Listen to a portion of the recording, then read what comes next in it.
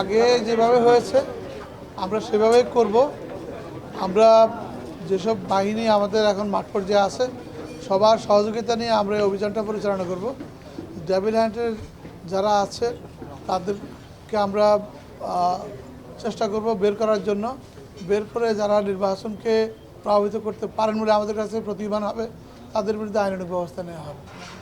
আপনারা যদি এরকম করতে চান যে প্রতিদিনের খবর নেবেন, সেক্ষেত্রে আমাদের রাজশাহী রেঞ্জ কার্যালয়ে আমাদের মিডিয়া কর্মকর্তা আছে, তার কাছে আমাদের সংবাদ থাকবে। আপনারা সকালবেলা বা রাতের বেলা আপনারা একটা নির্ধারিত টাইমে আপনারা আসেন, আমরা আপনাদেরকে দিয়ে দেব।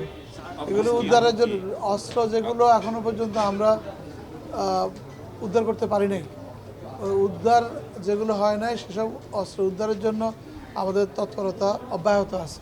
আপনারা জানেন যে ইতিমধ্যে আমাদের যে অভিযানগুলো হয়েছে সেখানে আমরা বেশ কিছু অস্ত্র উদ্ধার করেছি এবং এখন অস্ত্র উদ্ধারের মধ্যে আমরা অল্প অল্প পাচ্ছি, কিন্তু যেগুলো খোয়া গেছে বা যেগুলো হারানো গেছে সেই অস্ত্রগুলো উদ্ধার করার সত্যিকার অর্থে একটা চ্যালেঞ্জিং ইস্যু। এবং আমরা সেই জায়গাগুলোকে আমরা চিহ্নিত করার চেষ্টা করছি যে কারা বা কীভাবে এটা উদ্ধার করা যায়।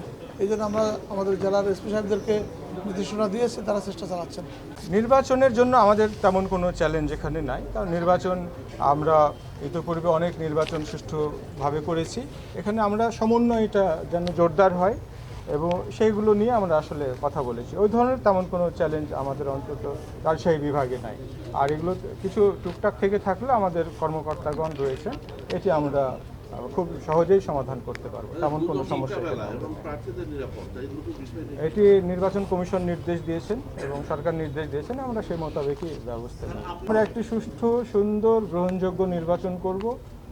এটি আমাদের মাননীয় প্রধান উপদেষ্টা মহোদয় বলেছেন, এটি হবে একটি শতাব্দীর নির্বাচন, ঐতিহাসিক নির্বাচন। এই ঐতিহাসিক নির্বাচনের যুগ সন্ধিক্ষণে আমরা দাঁড়িয়ে আছি। এটি আমরা প্রমাণ করব যে বাংলাদেশে একটি সুন্দর সুষ্ঠু নির্বাচন অনুষ্ঠান আমরা করতে পারি।